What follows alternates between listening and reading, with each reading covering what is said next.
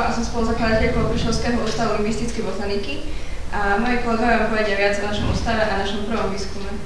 Tak rada by som poukázala na unikátnosť nášho ústavu, pretože ako jediný na Slovensku sa zaoberáme vplyvom reči na vývoj organizmu. Vy sa dozviete niečo viac v našom pilotnom projekte, pri ktorom sme skúmali vplyv dvoch spisovných a jedného dialektového tvaru, imperatívu slovesa rásť na vývoj rastlín. V zahraničí už sa podobné projekty robili. Napríklad sa skúmal vplyv hudby na rastliny, kedy sa zistilo, že klasická hudba stimuluje rast rastlín viac, a teda rastliny vyrástli vyššie a plody boli väčšie a chutnejšie. Avšak vplyv reči a nárečia ešte nikto neskúmal. Ja vám teraz poviem, že čo predchádzalo tomu výskumu, tak najskôr sme získali 163 respondentov, ktorí odpovedali na 6 otázok. A ako prvá otázka bola, že aký majú vek, tak najviac respondentov máme z vekovej skupiny 19 až 26 rokov a potom zo skupiny do 18 rokov. Každý z týchto respondentov mal rozličné ukončené vzdelanie, takže mali sme aj gymnazistov, aj vlastne žiakov s ukončenou základnou školou, aj s materskou školou a taktiež aj s strednou odbornou školou.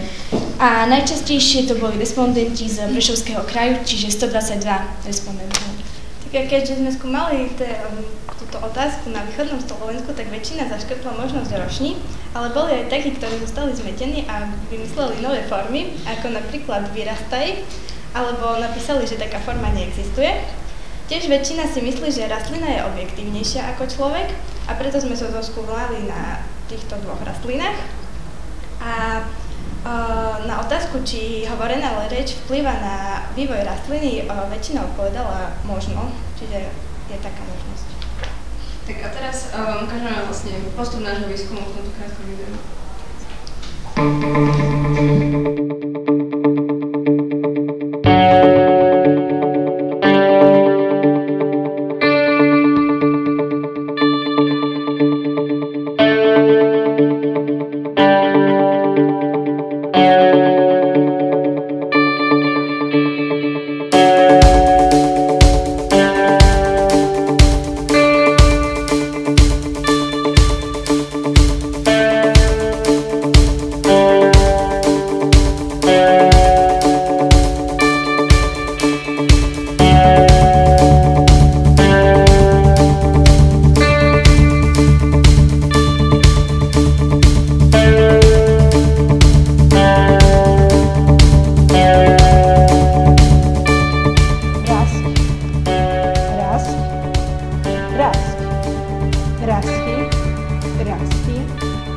Rastli, rośni, rośni, rośni, rast, rast, rast, rasti, rasti, rasti, rośni, rośni, rośni, rast, rasti, rośni, rast, rasti, rośni, rast, rasti,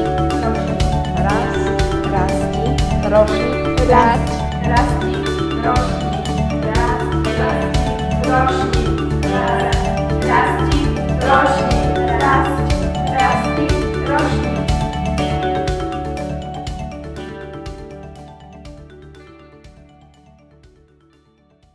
Aby sa náš výskum vôbec mohol uskutočniť, museli sme si zabezpečiť nejaké veci.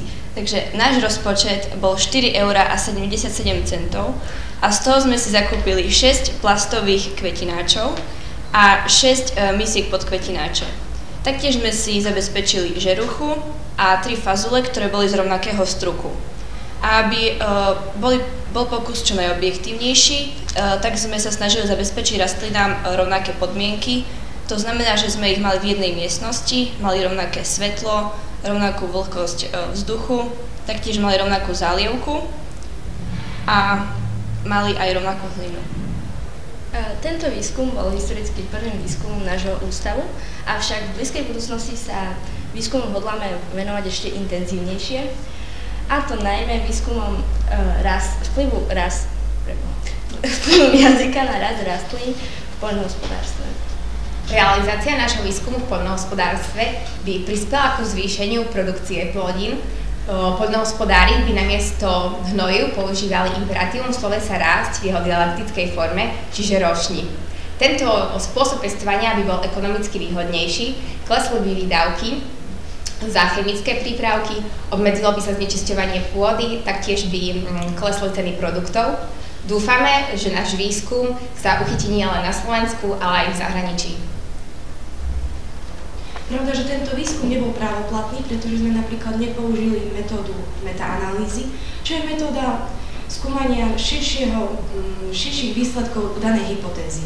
Skúmajú sa hypotézy s rovnakou témou alebo podobným spôsobom merania. Takže v našom prípade by musel skúmať tento typ hypotézy viacero skupín, aby bol výsledok čo najobjektívnejší.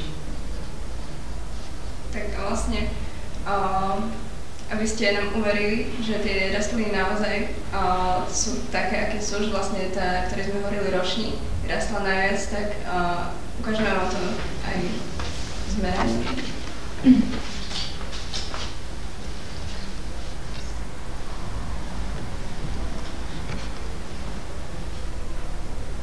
Takže to je žerucha číslo 1. A má 64 cm.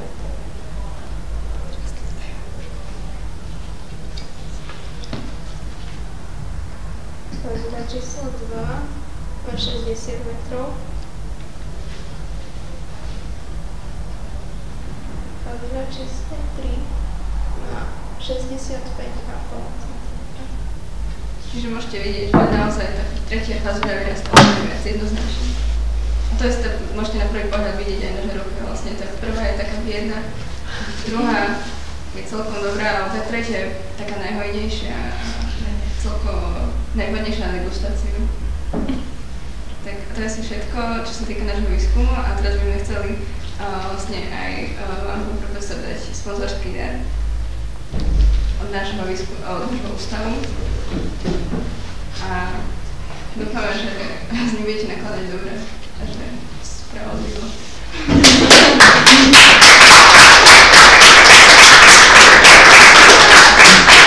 Potom vydáme protokol na voľné čítanie.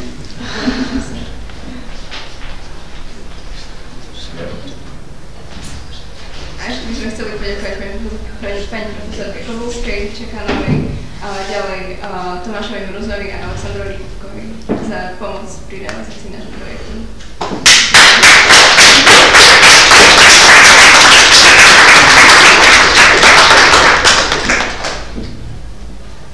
Ďakujeme za pozornosť.